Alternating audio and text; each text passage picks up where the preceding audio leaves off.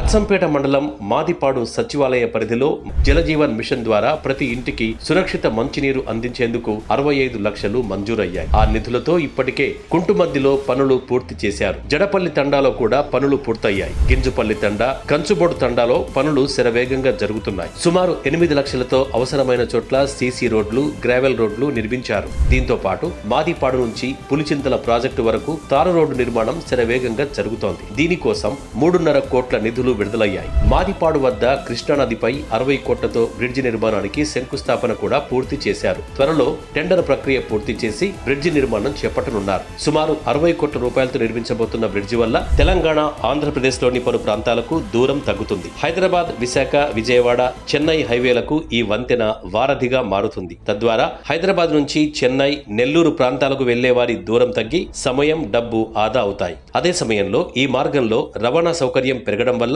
మాదిపాడు, అచ్చంపేట, క్రోసూరు, సత్తెనపల్లి ప్రాంతాలు మరింత వేగంగా అభివృద్ధి చెందుతాయి. కృష్ణానదిపై వంతెన వల్ల నియోజకవర్గంలోని పలు మండలాలు ఆర్థికంగా ఎదుగుతాయి. పరిశ్రమలు వచ్చే అవకాశం పెరుగుతుంది. దానివల్ల భూముల ధరలు పెరిగి రియల్ ఎస్టేట్ ఊపందుకుంటుంది.